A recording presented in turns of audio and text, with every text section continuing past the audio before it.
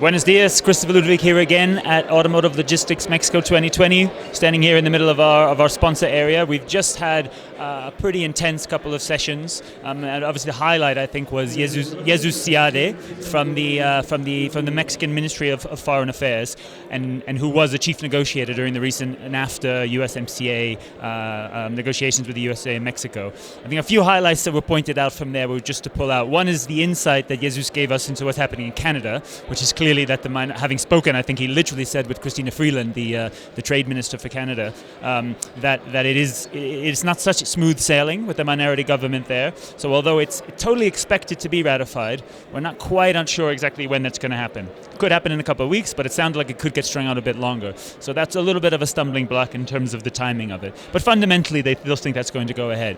What Jesús really kind of focused on for the automotive industry was, I would say, these rules of origin changes, which he had an interesting point, I thought, which is that effectively what's happening is that international trade with North America, that is parts coming into the value chain from outside of US, Mexico, or Canada, trade will have more friction. It will be more difficult to import more parts from China or more parts from Asia. The emphasis is really on increasing the localization, as we knew. But what Jesús really wanted to point out was a prediction, a pretty open prediction, that this will lead to a lot more investment in the North American supply chain and ultimately of significant benefit for Mexico. We raised the issue of whether or not this focus, if you like, on North America almost more internally could turn into a risk as a US market, for example, slows or stagnates, as Mexico's dependence on the US become even more pronounced.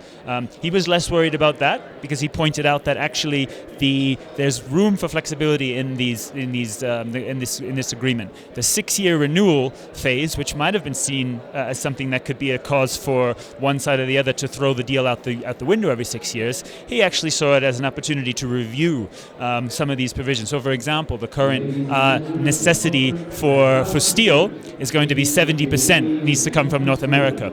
That may well prove to be too high in practice, and that's a clause that can be reviewed, as he pointed out.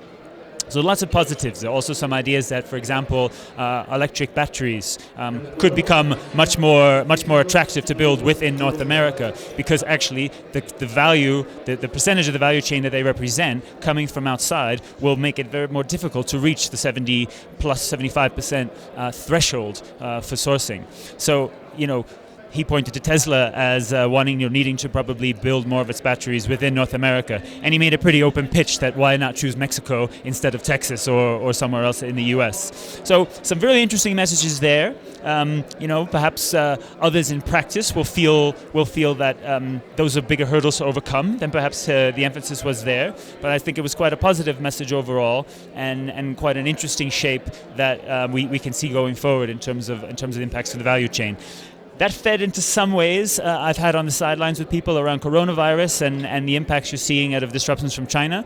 Is the long-term play here to localize a lot more electronic parts, for example, in Mexico and North America? Very difficult to predict how quickly that would happen, and it certainly won't be easy. So those are quick flash highlights. We're going to have that video presentation online in its entirety after the event, but those are some of the key points that we wanted to share. Muchas gracias. Hasta luego.